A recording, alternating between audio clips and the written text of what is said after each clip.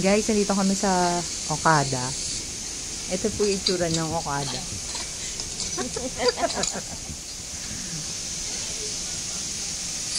Sobrang dami niya saksakan dito. Tapos yung dressing room po, sobrang laki. Closet pala to. Walk-in closet.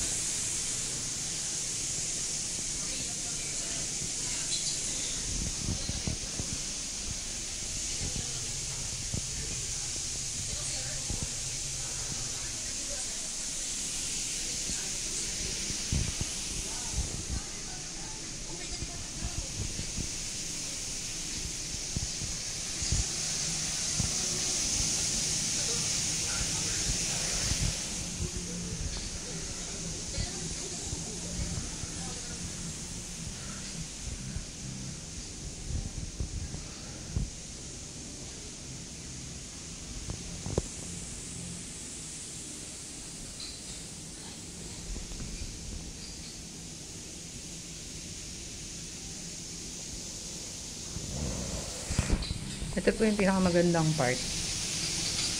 Yung CR. At yung view sa labas.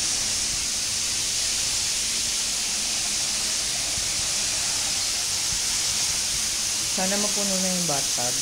Parang 10 years bago mapuno. Baka dahil. Look at the view. Grabe.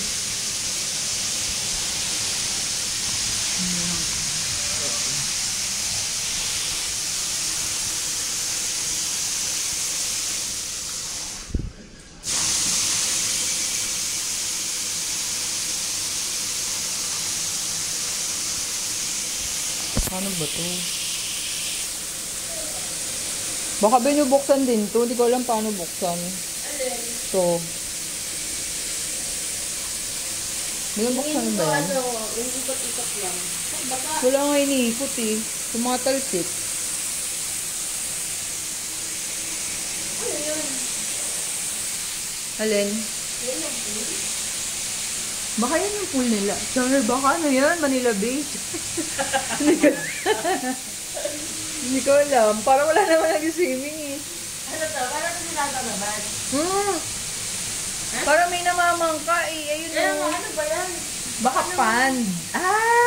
Hindi. Diyan yung dancing fountain. So kahit di na tayo lumabas, nanonood dito na lang tayo manood, no? Okay.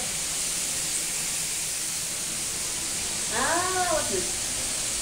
Bathtub, curtain. Ano yun? Hindi nga, pinutin mo nga yung Vanity bathtub. light.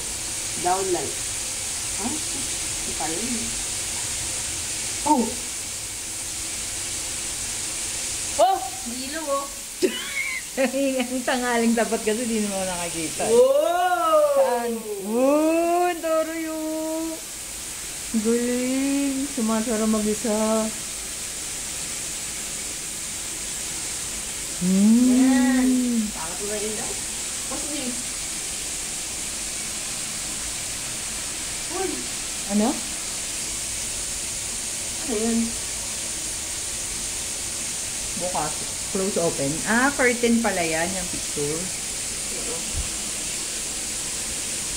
Tingnan natin kung anong mga may iuwi natin today. Merong sabon.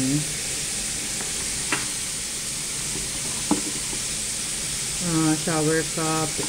Nasuklay sila, in fairness. Hindi lahat ng hotel may pasuklay. And this is toothbrush, body milk, and mouthwash. Dalawa lang yung tubig nila. Dalawa lang yung free water, tapos hindi 1 liter. Di ba doon yung coffee water, di ba? Andoon sa kusina. Tingnan nga natin. Ay, oo, marami. In fairness, marami pa tubig. Dali natin sa bedside table. Para hindi makalimutang uminom ng tubig. Ang dami nilang charger. Pero, saksakan. Pero isa lang yung charger namin. Hindi, dalawa. Tama na muna. Ano to? Gusto kong manood ng TV.